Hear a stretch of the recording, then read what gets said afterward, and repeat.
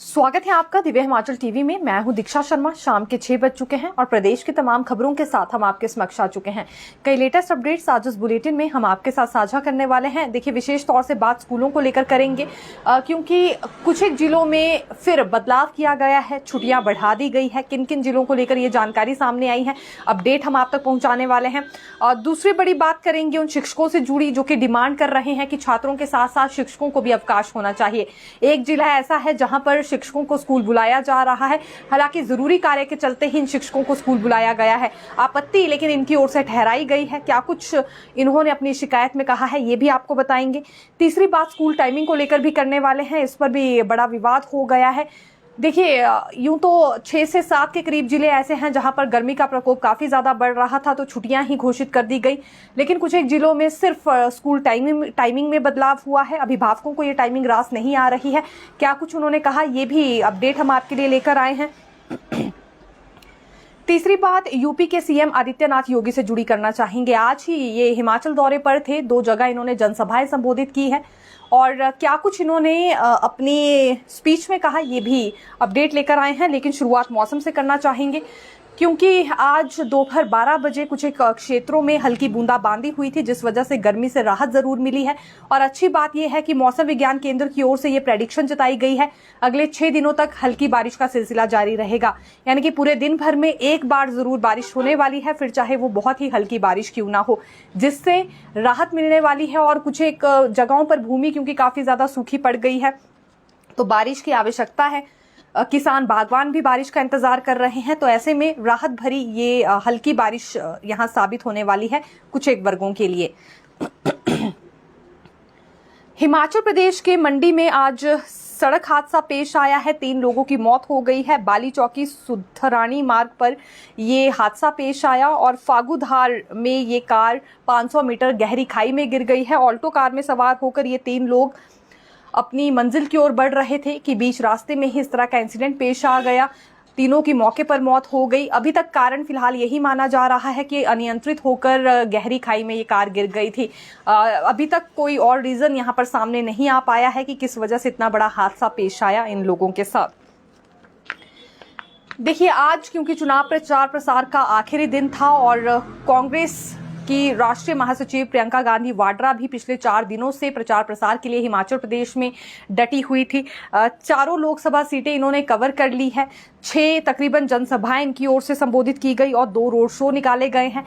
आज भी सोलन में इनकी ओर से रोड शो निकाला गया। काफी ज्यादा भीड़ सोलन में इस दौरान देखने के लिए मिली और इनके साथ स्थानीय विधायक, स्वास्थ्य मंत्री डॉक्टर धनराम शांडिल और जो विनोद सुल्तानपुरी यानी कि शिमला संसदीय सीट से प्रत्याशी हैं, वो भी ओपन जीप में मौजूद रहे हैं।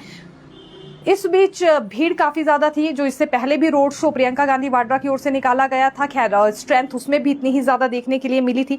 बस स्टैंड से ये रोड शो शुरू हुआ और सप्रूप चौक तक निकाला गया था। भीड़ काफी ज्यादा उमड़ गई थी और ठीक रोड शो में जाने से पहले आज शिमला के प्रसिद्ध मंदिर जाखू में भी दर्शन करने के लिए, पूजा अर्चना करने के लिए प्रियंका गांधी वाड्रा पहुंची थी। तो ये जानकारी प्रियंका गांधी वाड्रा से जुड़ी हम आपके लिए लेकर आए थे। अब आना चाहेंगे उत्तर प्रदेश के मुख्यमंत्री आदित्यनाथ योगी पर, क्योंकि ये भी आज हिमाचल दौरे पर थे। 2 जनसभाएं इनकी ओर से भी संबोधित की गई हैं। पहले मंडी संसदीय सीट पर इन्होंने जनसभा संबोधित की, उसके बाद हमीरपुर के बड़सर में भी ये पहुंचे थे। काफी ज्यादा भीड़ इस दौरान भी देखने के लिए मिली है। हालांकि 2 दिन पहले से लेकर ही इनका इंतजार काफी बेसब्री से हो रहा था। ग्राउंड रिपोर्ट की बात करें तो बच्चों से लेकर बुजुर्ग तक हर कोई इनका इंतजार कर रहा था। इन्हें सुनने के लिए काफी ज्यादा बेताब नजर आ रहा था। बड़ी बातें जो इनकी ओर से कही गई हैं वो आपको बता देते हैं। सीधे तौर पर इन्होंने कांग्रेस को मुस्लिम लीग घोषित कर दिया है। इनकी ओर से आज ये बयान दिया गया है कि जो कांग्रेस का घोषणा पत्र है वो केवल मुस्लिम लीग के लिए है। अगर कांग्रेस को कोई वोट देता है तो वो सिर्फ और सिर्फ मुस्लिम लीग के लिए ही वोट जाने वाली है, ऐसा समझकर लोगों को चलना होगा। कई वर्षों पहले जिस तरह की घटनाएं, दुर्घटनाएं यहाँ पर पेश आती थी, वैसे ही दोबारा से दोहराई जाएंगी अगर कांग्रेस को वोट की जाती है, क्योंकि ये शरिया कानून लागू करने पर लगे हुए हैं। पर्सनल लॉ लागू करना चाह रहे हैं, यानी कि एक तरह से तालिबानी रवैया अब इनकी ओर से यहाँ देखने के लिए मिलेगा अगर इंडी गठबंधन की सरकार बन जाती है। एक बार इनके घोषणा पत्र पर जरूर गौर करें, उसमें केवल और केवल मुस्लिम समुदाय के लिए राहत दी गई है, उन्हें ही आरक्षण देने की बात हो रही है। और तो और हिंदू धर्म में जो SC, ST, OBC वर्ग हैं उनका आरक्षण छीनकर मुस्लिम समुदाय को दिया जाएगा। सार्वजनिक मंच पर भी ये बात कई बार यहाँ पर गांधी परिवार की ओर से कही गई है। और अगर पर्सनल लॉ लागू कर दिया जाता है तो उसके बाद सबसे पहले बहनों का स्कूल जाना बंद हो जाएगा, बुर्का लगाकर उन्हें बाहर घूमना पड़ेगा। क्या ऐसी स्थिति भारत देश में लोग चाहते हैं? और अगर नहीं चाहते हैं तो भाजपा को ही वोट दे, ये आदित्यनाथ योगी की ओर से आज बड़ी बात कही गई है। हालांकि एक चीज इन्होंने और कही, क्योंकि बार बार कांग्रेस नेताओं की ओर से ये जुबानी हमला किया जा रहा है कि संविधान और लोकतंत्र की हत्या करने पर अब तो भाजपा ही आ गए हैं। खुद सार्वजनिक मंच पर कई दफा ये कह चुके हैं कि संविधान को खत्म कर दिया जाएगा। तो इस पर पलटवार करते हुए आदित्यनाथ योगी ने यह भी क्लियर कर दिया है कि संविधान वही चलेगा जो कि बाबा साहेब अंबेडकर ने बनाया था, उसे कोई भी छेड़ने वाला नहीं है। लेकिन शरिया कानून यहां पर लागू होने नहीं दिया जाएगा, जो कि कांग्रेस की मानसिकता है। ऐसा लग रहा है कि औरंगजेब की आत्मा कांग्रेसियों में आ गई है और ऐसे दुष्टों को फिर से इस देश में नहीं आने देना है। ये बात भी आदित्यनाथ योगी की ओर से कही गई है। यूपी में अगर कोई भी व्यक्ति ऐसी मानसिकता रखता है तो सख्ती से उसके साथ निपटा जाता है। ऐसा ही बाकी राज्यों में भी होना चाहिए। कई वर्ष हो गए हैं, अब दंगे फसाद यूपी में नहीं होते हैं। ये भी आदित्यनाथ योगी ने बड़ी बात आज कही है। और कंगना रनौत के लिए उन्होंने वोट मांगी। जब मंडी संसदीय सीट पर वो प्रचार प्रसार कर रहे थे, वहीं हमीरपुर के बड़सर में जब वो पहुंचे तो उन्होंने अनुराग ठाकुर के लिए भी वोट देने की अपील की है। उपचुनावों में जो प्रत्याशी भाजपा की ओर से सामने आए हैं उन्हें भी वोट देकर विजेता बनाया जाए, ये भी आज आदित्यनाथ योगी की ओर से अपील की गई है। हालांकि जैसे जैसे एक एक शब्द यहाँ योगी की ओर से कहा जा रहा था, वैसे वैसे लोगों की उत्सुकता भी बढ़ती जा रही थी। काफी दमदार स्पीच आज हम कहना चाहेंगे ये देकर गए हैं, सराहाया जा रहा है कुछ लोगों की ओर से, कुछ एक आपत्ति भी कर रहे हैं, क्योंकि सभी लोग अपनी अपनी राय रखते हैं। तो सोशल मीडिया पर कुछ एक वीडियोज इनकी वायरल भी हो रही है, कुछ में ट्रोल किया जा रहा है, तो कुछ में इनके दिए गए बयान को सराहाया भी जा रहा है। देखिए, मंडी संसदीय क्षेत्र के करसोग विधानसभा में आज केंद्रीय मंत्री नितिन गडकरी पहुंचे थे जनसभा संबोधित करने के लिए। कंगना रनौत के लिए इन्होंने वोट देने की अपील की है। दूसरी ओर उत्तराखंड के सीएम भी आए थे, पुष्कर सिंह धामी, और दो बातें इन्होंने भी बड़ी ये कही है कि 2014 से पहले भारत की कोई पहचान ही नहीं थी, लेकिन जैसे ही मोदी सरकार बनी तो सबसे पहले बाहरी देशों के साथ समन्वय बनाया गया और अब देखा जा सकता है भारत की अपनी एक बड़ी पहचान है। जब कोरोना महामारी चरम पर थी तो कई ऐसे देश हैं जिनकी अर्थव्यवस्था बहुत बुरी तरह से बिगड़ गई है, लेकिन भारत के साथ उल्टा हुआ, क्योंकि नेतृत्व नरेंद्र मोदी का था। इसी वजह से 11वें स्थान से 5वें स्थान पर अर्थव्यवस्था के मामले में भारत आ गया है।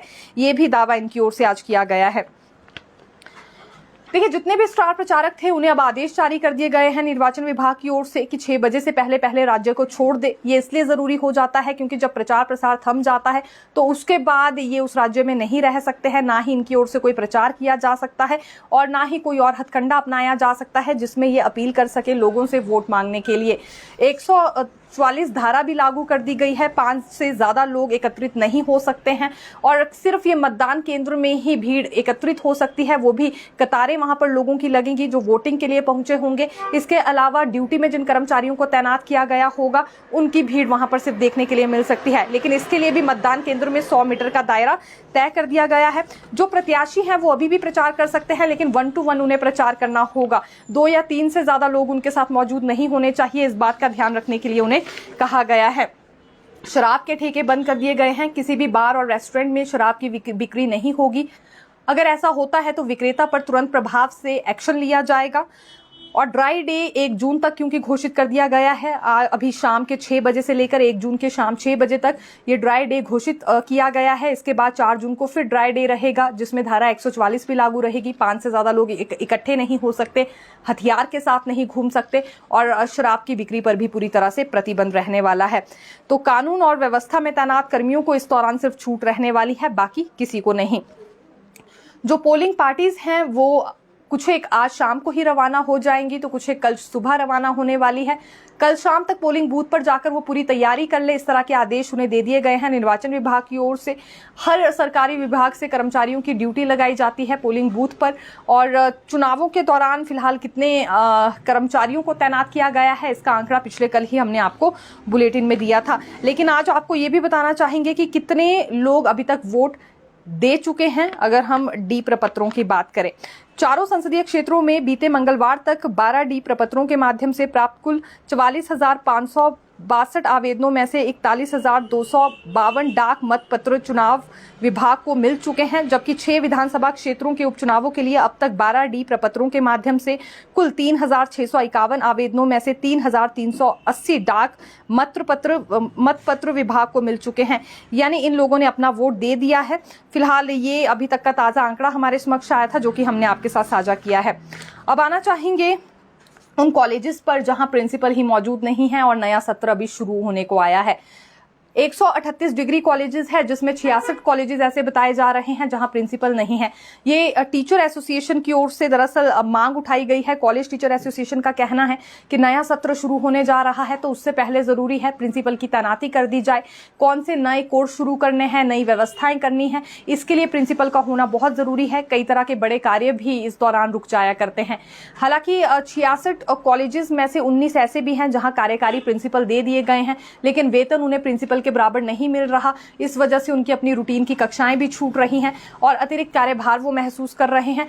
तो या तो उन्हें प्रॉपरली यहां पर वेतन भी दिया जाए, या फिर जो प्रिंसिपल है उनकी तैनाती कर दी जाए स्थायी रूप में। ये मांग ये रख रहे हैं, अन्यथा इनके लिए काफी ज्यादा मुश्किलें बढ़ रही हैं। दूसरी बात यह है कि 10 कॉलेजेस ऐसे हैं जहां अभी कुछ दिनों में ही प्रिंसिपल रिटायर होने वाले हैं, प्रिंसिपल सेवानिवृत्त होने वाले हैं दिसंबर महीने तक। उससे पहले अगर प्रिंसिपल की तैनाती नहीं होती है तो मुश्किलें और ज्यादा बढ़ने वाली है। अधिकतर कॉलेजेस ऐसे हैं जो बिना प्रिंसिपल के ही चल रहे हैं। निपटारा न जाने इसका कब होगा। पहले शिकायत ये थी कि डीपीसी नहीं हो रही है, लेकिन अब तो डीपीसी होने के बावजूद भी प्रिंसिपल के पद डिग्री कॉलेजेस में खाली चल रहे हैं। देखिए, स्कूल बंद कर दिए गए हैं, लेकिन शिक्षक फिर भी बुलाए जा रहे हैं और इस बात का विरोध शिक्षकों की ओर से किया जा रहा है सोशल मीडिया प्लेटफॉर्म पर। अभी तकरीबन 6 से 7 के करीब ऐसे जिले हैं, ऊना, कांगड़ा, सिरमौर, पांवटा साहिब, हमीरपुर की बात करें, यहाँ छुट्टियां ही घोषित कर दी गई हैं। सबसे ज्यादा ऊना में और कांगड़ा में ये छुट्टियां घोषित की गई हैं, क्योंकि यहाँ पर गर्मी का प्रकोप काफ़ी ज़्यादा रहता है। सबसे पहले डीसी ऊना की ओर से ये आदेश जारी किए गए थे, फिर कांगड़ा में भी आदेश जारी हुए और अब सिरमौर में भी सभी स्कूल बंद कर दिए गए हैं। स्कूलों के साथ साथ जो आंगनबाड़ी केंद्र हैं उन्हें भी बंद करने के आदेश जारी हुए हैं 2 जून तक। लेकिन जो छुट्टियां हैं वो अभी फिलहाल बढ़ा दी गई हैं 5 जून तक भी कुछ एक क्षेत्रों में, जिसमें कांगड़ा, ऊना, सिरमौर और पांवटा साहिब, हमीरपुर है। इन जिलों में 5 जून तक ये छुट्टियां बढ़ाई गई हैं गर्मी के प्रकोप को देखते हुए, और जरूरत आन पड़ी तो इन छुट्टियों को एक्सटेंड भी किया जा सकता है। लेकिन इस बीच कुछ एक शिक्षकों की ओर से विरोध इस बात को लेकर जताया जा रहा है कि छात्रों के लिए स्कूल बंद है, लेकिन उन्हें फिर भी सेवाएं देने के लिए स्कूलों में बुलाया जा रहा है। तो आखिरकार क्यों? अब ये जब प्रशासन से हमने सवाल पूछा तो उनका ये कहना है कि अधिकतर शिक्षकों की ड्यूटी चुनावों के दौरान लगी हुई है, तो इसीलिए गैर शैक्षणिक कार्य भी करने होते हैं, इसीलिए इन शिक्षकों की आवश्यकता पड़ रही है। लेकिन ये राजकीय अध्यापक संघ की ओर से मांग उठाई गई है कि नई अधिसूचना जारी की जाए जिसमें शिक्षकों को भी छुट्टी होनी चाहिए। हालांकि इतना जरूर हम कहना चाहेंगे, शिक्षकों को सबब लेने की आवश्यकता है उन कर्मचारियों से जो बाकी विभागों में कार्यरत हैं। वो भी इतनी गर्मी में अपने कार्यालय तक पहुंच रहे हैं और सेवाएं दे रहे हैं। अगर छात्रों को छुट्टी की गई है, इसका मतलब ये नहीं है कि शिक्षकों को भी दी जाए। अगर गैर शैक्षणिक कार्य करवाने की आवश्यकता है स्कूल में, तो इन्हें जाना चाहिए, अपनी सेवाएं भी देनी चाहिए। लगातार हमारे पास इस तरह के प्रेस नोट आते हैं जिसमें छुट्टियों की डिमांड शिक्षकों की ओर से की जाती है। अभी गर्मियों का मौसम चल रहा है, इसके बाद मानसून शुरू होगा, तो जैसे ही मानसून पीक पर जाता है फिर इन शिक्षकों की ओर से डिमांड रखी जाती है कि छात्रों के लिए स्कूल तक पहुंचना मुश्किल है, या फिर एक तरह से काफी ज्यादा परेशानियां उनके समक्ष आ रही हैं, खतरे के अभाव में वो हैं। अब इस बीच छात्रों के लिए तो जरूर यहाँ छुट्टियां घोषित कर दी जाती हैं और की भी जानी चाहिए, क्योंकि छात्रों की जिंदगी के साथ रिस्क नहीं लिया जा सकता है।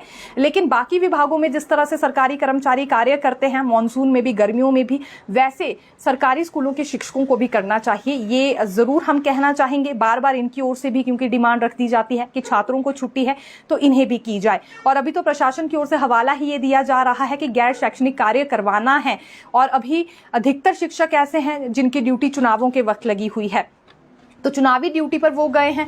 यदि स्कूल में कोई भी शिक्षक नहीं होगा तो गैर शैक्षणिक कार्य किससे करवाया जाएगा, ये समझने की अति आवश्यकता है। तो ये हम जरूर कहना चाहेंगे कि बार बार ये छुट्टियों की डिमांड जो शिक्षकों की ओर से की जाती है, बाकी वर्ग भी इस पर कई तरह के सवाल उठाते हैं। अब आना चाहेंगे स्कूल टाइमिंग पर। स्कूल टाइमिंग पर भी कुछ एक जगह पर विवाद हो रहा है। अभिभावकों को ये टाइमिंग रास नहीं आ रही है। हालांकि 6 से 7 के करीब जिले ऐसे हैं जहां पर स्कूलों में छुट्टियां ही घोषित कर दी गई है, जिसमें ऊना, कांगड़ा, सिरमौर, पांवटा साहिब, हमीरपुर ये कुछ एक जिले शामिल है। हालांकि पांवटा साहिब ये जिला सिरमौर में ही आता है। लेकिन जहां छुट्टियां घोषित नहीं हुई है वहां स्कूल टाइमिंग में बदलाव किया गया है कि 12:30 से 1 बजे के करीब छुट्टी कर दी जाएगी। तो अभिभावकों का ये मानना है कि जिस वक्त छुट्टी होती है बस नहीं मिलती है, कई घंटों तक छात्रों को इंतजार करना पड़ रहा है और गर्मी में उन्हें तपना पड़ रहा है। या तो टाइमिंग में बदलाव किया जाए या फिर यहाँ भी छुट्टियां घोषित होनी चाहिए छात्रों के लिए।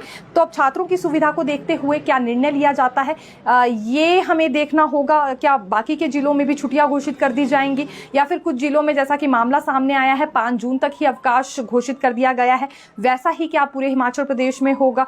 ये आने वाले दिनों में ही अभी पता चलने वाला है। 1 या 2 दिन में इसमें डिसीजन ले लिया जाएगा। हालांकि उच्च शिक्षा निदेशालय की ओर से जितने भी डीसीज हैं और डेप्यूटी डायरेक्टर्स हैं उन्हें ये छूट दे दी गई है कि अपने स्तर पर वो फैसला ले सकते हैं। उनके क्षेत्र में तापमान कितना है इसे देखते हुए वो छुट्टी भी घोषित कर सकते हैं और स्कूल की समय सारिणी में भी बदलाव कर सकते हैं। तो ये कुछ एक शिकायतें अभिभावकों की ओर से आ रही थी। 3 बड़ी बातें जो कि स्कूलों से जुड़ी हम कहना चाहेंगे। पहली ये कि 5 जून तक अवकाश एक्सटेंड कर दिया गया है ऊना, कांगड़ा, सिरमौर और हमीरपुर में। यहाँ पर गर्मी का प्रकोप कुछ ज़्यादा ही बढ़ रहा था। ऊना में पिछले कल 46 डिग्री तापमान दर्ज किया गया है, तो काफ़ी ज़्यादा मुश्किल है छात्रों के लिए बाहर निकलना।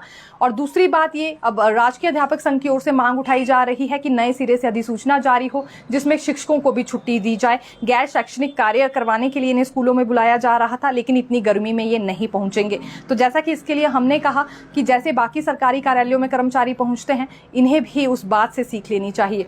और तीसरी बड़ी बात, स्कूल टाइमिंग को लेकर अभिभावक डिमांड रख रहे हैं कि इसमें फिर बदलाव होना चाहिए। अब ये डीसीज पर, डेप्यूटी डायरेक्टर्स पर या उच्च शिक्षा निदेशक पर ही डिपेंड करता है स्कूल टाइमिंग में कोई बदलाव होगा या नहीं होगा। तो फिर मिलेंगे नई खबर के साथ। देखते रहिए दिव्य हिमाचल टीवी। धन्यवाद।